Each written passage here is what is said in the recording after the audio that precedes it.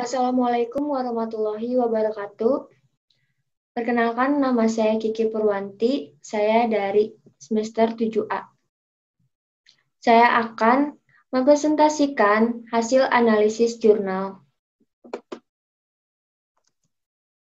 Yang pertama, ada identitas jurnal dengan judul Thinking Skills and Creativity, Creative Learning Environment in Education, a Systematic Literature Review.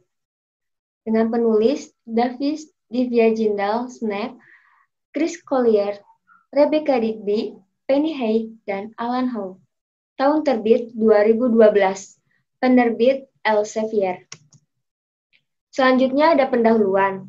Lingkungan dan kondisi belajar paling efektif yaitu meninjau berbagai literatur dari 9 retorika kreativitas yaitu genius kreatif, kreativitas demokratis dan politik, kreativitas di mana saja, kreativitas untuk kebaikan sosial, kreativitas sebagai keharusan ekonomi, bermain dan kreativitas, kreativitas dan kognisi, kemampuan kreatif, teknologi, dan ruang kelas kreatif.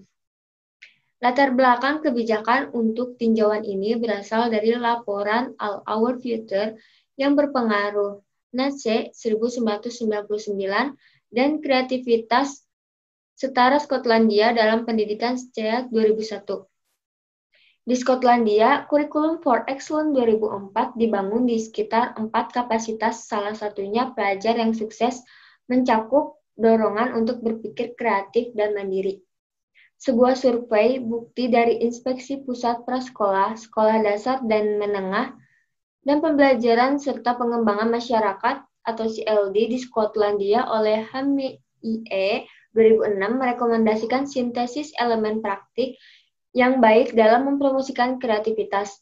Di Inggris, Ofsted 2010 dalam survei temuan inspeksi dari 44 sekolah, 2 sekolah taman kanak-kanak, 22 sekolah dasar, 19 sekolah menengah, dan sekolah khusus, mengidentifikasi serangkaian karakteristik serupa dari pengajaran kreatif yang efektif. Selanjutnya ada metodologi. Penelitian ini menggunakan pendekatan dengan tinjauan sistematis EPPI Centers 2007, Thomas dan Harden 2008, dalam rangka membangun basis bukti yang dapat diandalkan untuk rekomendasi kepada sekolah, guru, dan penyedia PKB. Tinjauan sistematis telah didefinisikan sebagai proses ilmiah yang diatur oleh seperangkat aturan eksplisit dan menuntut yang berorientasi pada menunjukkan kelengkapan, kekebalan dari bias, dan transparansi, akuntabilitas, teknik, dan eksekusi. Di Stonewood 2011 halaman 332. Pendekatan ini telah dikritik karena mengambil perspektif reduksionis pada bukti penelitian yang berpotensi mengarah pada temuan terbatas. McClure 2005.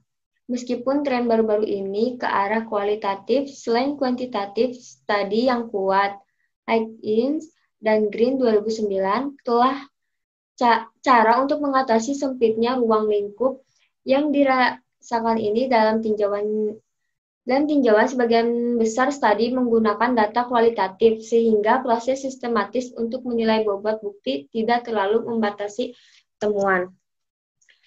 Selanjutnya untuk memastikan tinjauan sistematis, maka dilakukan langkah-langkah sebagai berikut, seperti yang direkomendasikan oleh EPPI Center 2007. Diilustrasikan secara diagram. Yang pertama, mencakup tinjauan. Dimulai dengan mengembangkan kriteria eksplisit untuk menentukan studi yang direview. Yang kedua, mencari studi. Setiap anggota tim peneliti mengidentifikasi studi yang relevan dalam jenis literatur tertentu menggunakan serangkaian istilah penelusuran yang disetujui dengan LTS. Study screening, setiap literatur disaring berdasarkan kriteria inklusi. Kemudian tim peneliti meninjau semua keputusan dan mendistribusikan kembali literatur.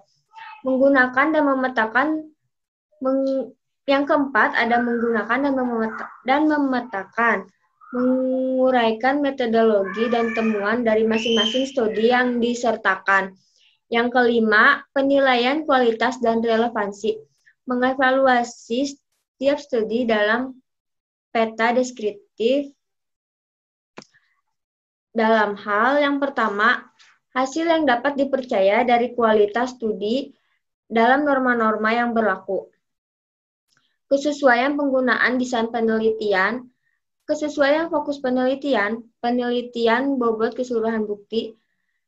Temuan yang keenam ada temuan studi sintesis, yaitu menggunakan pendekatan naratif empirikal sintesis untuk menyatukan hasil pemetaan. Yang ketujuh, kesimpulan atau rekomendasi, yaitu menyusun serangkaian rekomendasi yang terkait dengan temuan sintesis. Selanjutnya ada hasil.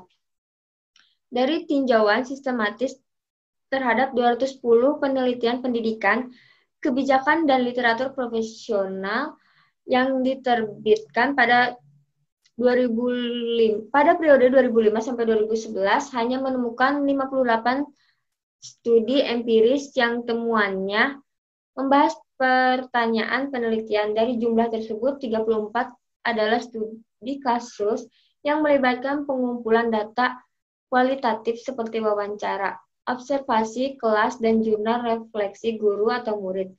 Ada 13 studi skala besar biasanya melibatkan survei sikap meskipun nilai tes murid digunakan dalam 4 contoh. Hanya ada 2 yang terlibat desain eksperimental, sementara 6 menggunakan bentuk penelitian tindakan. Secara keseluruhan, 24 dari studi empiris melibatkan siswa sekolah dasar, 18 sekolah menengah, dan 8 sekolah khusus atau pengaturan tahun-tahun awal. 6 ditetapkan di lokasi luar sekolah, dan 8 di pendidikan guru awal atau lanjutan. Jumlah penelitian terbanyak, 32 terkait dengan pertanyaan penelitian 1, yang juga merupakan pertanyaan pendorong utama yang ditetapkan oleh LTS. Selanjutnya ada kesimpulan. Tinjauan tersebut menyoroti beberapa karakteristik, kunci dari lingkungan dan kondisi yang paling efektif dalam mempromosikan keterampilan kreatif pada anak-anak dan remaja, termasuk lingkungan fisik, ketersediaan sumber daya atau bahan, penggunaan lingkungan luar ruangan, lingkungan pedagogis, penggunaan lingkungan lain di luar sekolah, pembelajaran berbasis bermain, penggunaan waktu yang efektif dan fleksibel, dan hubungan antara guru dan peserta didik. Ciri penting dari lingkungan pedagogik yang dapat mendorong kreativitas adalah sifat hubungan antara guru dan peserta didik, termasuk harapan yang tinggi, saling menghormati, pemodelan sikap kreatif, fleksibilitas, dan dialog. Ada bukti kuat bahwa kreativitas murid terkait erat dengan peluang untuk bekerja secara kolaboratif dengan teman sebayanya, yang dapat secara produktif meluas ke teman sebaya dan penilaian diri. Sekian dari saya, mohon maaf bila banyak kesalahan. Wassalamualaikum warahmatullahi wabarakatuh.